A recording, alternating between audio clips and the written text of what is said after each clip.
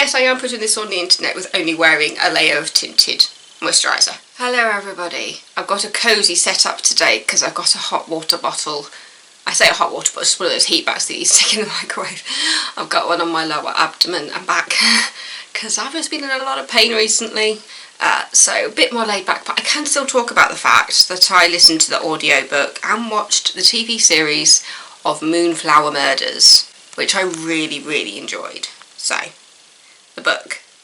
It's the sequel to Magpie Murders by Anthony Horowitz, and I believe he was actually involved in the writing of both TV series, Magpie and Moonflower Murders. Yes, this is book number 2. The audiobook was read by Leslie Manville, who actually plays the role of Susan in the TV show, and Alan Cordner. So that is the front cover of the audiobook. Yeah. It took me a couple of days to listen to the audiobook. It was 18 hours and 29 minutes in crime, thriller, detective and mystery. And then I think I did the TV series over about 2 days because it's 6 episodes, so nice and easy. I am wearing something under this just later. Yeah, it's like I'm hot but I'm also cold at the same time. It's not helping things. Where to start with this? Probably the blurb so you know what it's about. Retired publisher Susan Ryland is running a small hotel on a Greek island with her long-term boyfriend. It should be everything she's always wanted. But is it? She's exhausted with the responsibilities of making things work on an island where nothing ever does. And she's beginning to miss her literary life in London. Then an English couple come to visit, and the story they tell about a murder that took place on the same day and in the same hotel in which their daughter Cecily was married is such a strange one that Susan is fascinated by it. And when they tell her that Cecily went missing a few short hours after reading the crime novel Susan edited some years previously, Susan knows she must return to London to find out what's happened. The clues to the murder and to Cecily's disappearance must lie within the pages of this novel. But what Susan cannot know is that very soon her own life will be in mortal danger.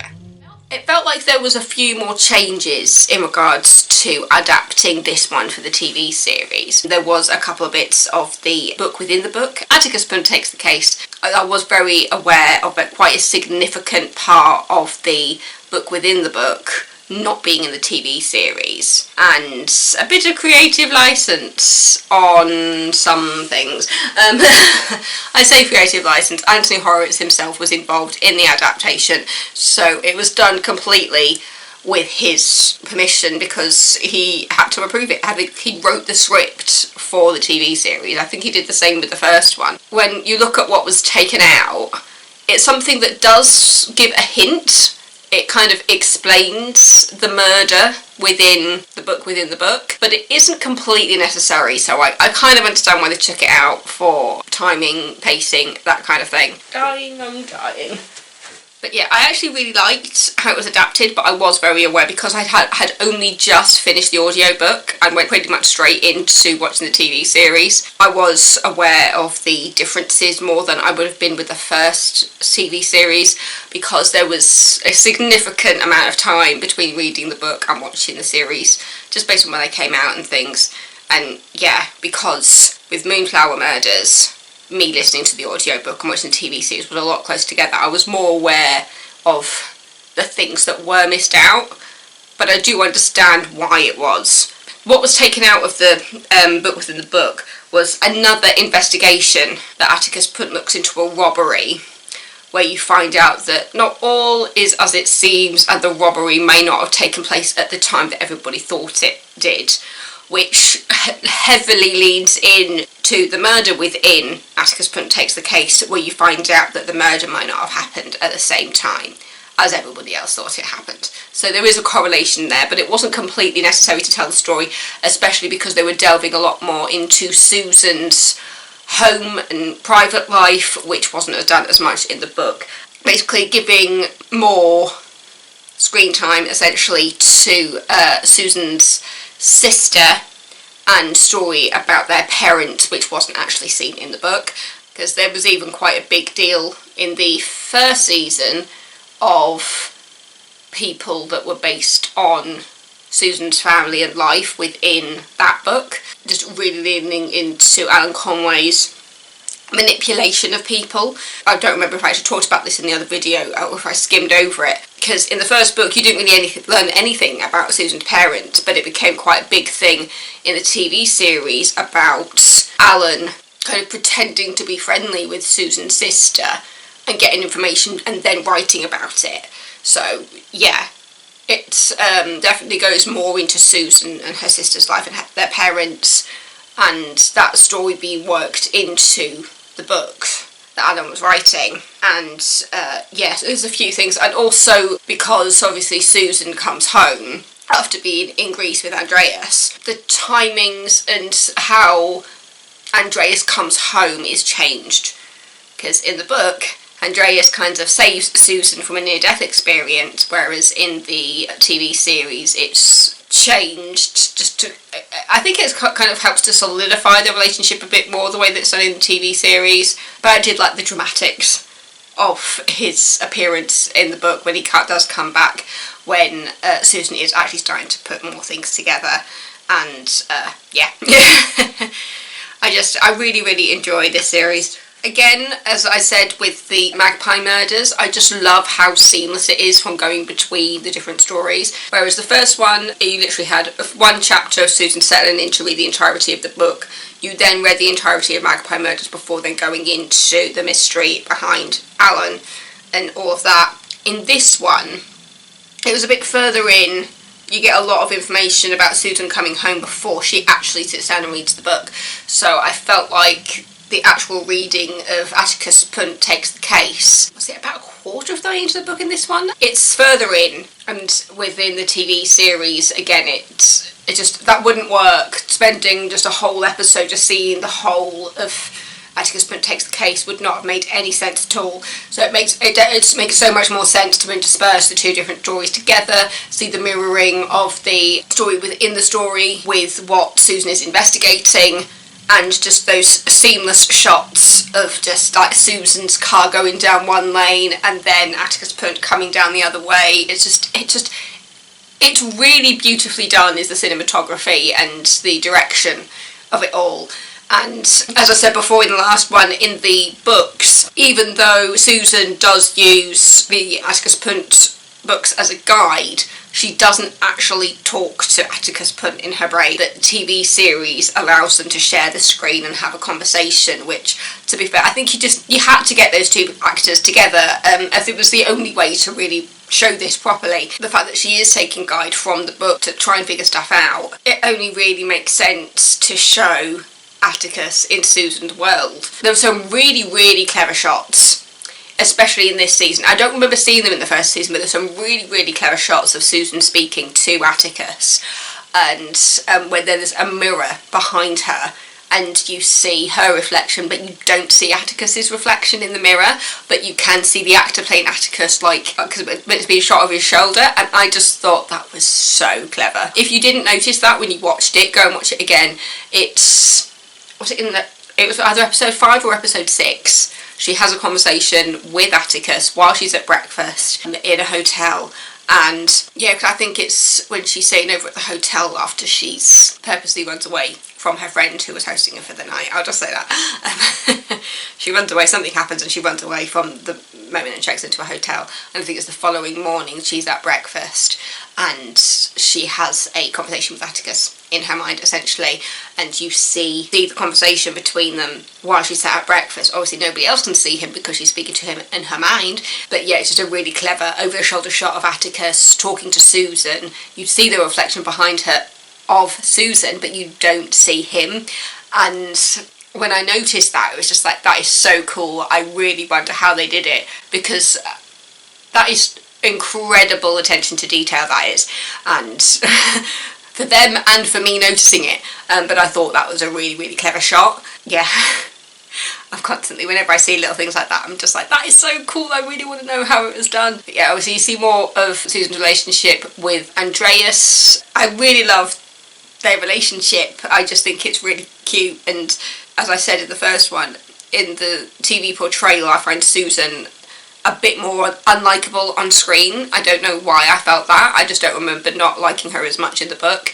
maybe it just came out all a bit quicker, so there wasn't enough time to really get an opinion before you realise what's happening. But in the TV series, it really does establish her as being a bit money grabby at the beginning, just not thinking about Alan, concentrating more on the lost chapter in the first TV series. And then as you find out more about Alan, you realise why she seems so unsympathetic. And I feel like in this one, especially because we've established a bit more of a relationship with her sister, you gain the sympathy a bit more. I think it also comes from the incorporation of her parents, which you didn't get anything in the first book. I feel like this is just comparing everything in one go. But no, I found it just really clever. It was really entertaining. I love a good murder mystery. We all know this at this point. If you've been here for a while, you know that my go-to is a good murder mystery. I just like get my teeth in. And everybody is just brilliant. It's also the fact that there's the duality of the characters as well, because anyone who's playing a modern character who inspired Alan also plays those characters in the Atticus Punt book. So yeah, it's a great cast of people. It's so interesting to watch a murder mystery when you've read the book and you know all the answers and you know all the clues. Because I was there saying it to my parents because they've watched the series but they haven't read the book. And so I found it quite interesting that when it comes to Cecily disappearing, in the book it was like she knew from the first page. Whereas that implication is not actually realised until they finally show the first page of the book, the dedication. Especially the final episode when Susan is trying to find everything she missed in regards to the hints that were put all the way through. And because at the very end of the season she actually burns the book because Atticus Andreas is there going, you've done it, you figured it out. And Susan goes, I brought this, and she puts it onto the fire. And there's such a clever thing of what she missed, which is an anagram of a name, which if she paid attention to that anagram it would have taken her straight to the answer. But I really love the clever rearrangement of the letters in that final shot. Oh, it was so good. I haven't really talked much about like who's in the show. It's called Moonflower Murders. That's supposed to be reference to the hotel where everything happens, which has a moonflower wing. But yeah, so in the TV series you've got Tim McMullen as Atticus Punt. He is the only person who can be Atticus now for me. Seeing him, he's just great. Leslie Manville as Susan Ryland, Matthew Beard as James Taylor, Rosalie Craig as Lisa Traherne. I thought that was brilliant. She is so good, especially playing two different characters. Liam Garrigan as Leonard Collins, Daniel Mays as Locke, with Claire Rushbrook as Kate Ryland, which is Susan's sister. I love Claire Rushbrook. I fell in love with her when she played Deborah in the Spice World film, and I've been in love with her ever since. I think she is so good. I think almost underrated. I think she's one of those actors that pops up in everything. You've probably seen her in multiple things, you don't realise it. She is absolutely wonderful in everything she does, is Claire Rushbrook. You do have the appearance of Conleth Hill as Alan Conway as well, and I love that even though in the first series and book he is killed off, there was still a way to bring him back and narrate it, because he is the voice of the book within the book. He narrates it, he wrote it, so why not bring him back? And then there's also flashbacks showing things that happened as he was writing it. So yeah, great way to bring Conleth Hill back because, again, genius. Alexandros Logothetis as Andreas, Pookie Kesnel as Pauline Traherne and Maureen Gardner, Sanjeev Kohli as Sajid Khan, Mark Gatiss plays Frank Paris and Oscar Berlin. In the duality you've also got Rosalie Craig as Lisa Traherne and Melissa James, Pippa Bennett-Warner as Madeline Kane, Adrian Rawlings as Lawrence Traherne / Lance Gardner, Liam Garrigan as Leonard Collins, Jenny Spark as Samantha Collins, Kostis Daskalakis as Vangelis, Alec Sakariano as Stefan Leonida, and Will Tudor as Aidan McNeil and Algernon Marsh. Just everybody is just brilliant. I have no bad thing to say. If anything, the only difference is certain things that are slightly changed. I mean, in the book there was more reference of Alan's ex-wife that was written into the book. There's not really much mention of that, mainly because I think with having it as a mini-series, it just really allows you to focus on the murder mystery. Maybe if they carried on, they might look a bit more into Alan's background, but this series does look quite a lot into his coming out after being married and all of that, so You still get some of it, but it just allows you to focus more on the mystery. I love the books. I love the TV adaptation. I just think it's brilliant. The fact that it's created and screenplay by Anthony Horowitz just means that it's something that he put his heart into. He wrote the books, but then it wasn't somebody else trying to adapt it. He knew what was relevant and what the story he wanted to portray there. So I think that anybody who enjoyed the books will enjoy the series because it's still Anthony Horowitz's vision of what the story is. And even though there are some slight changes, the core of it is still there, which just makes it the perfect adaptation, really. After having a couple of adaptations where I was just like, I'm very, very happy with these ones. Yeah. I think I'll do some painkillers soon while also having my heat pack thing on. But I am like in this giant marshmallow onesie, which I think I might be starting to overheat with a cup of tea as well. I am watching Mindless Drivel. I am watching Keeping Up with the Kardashians.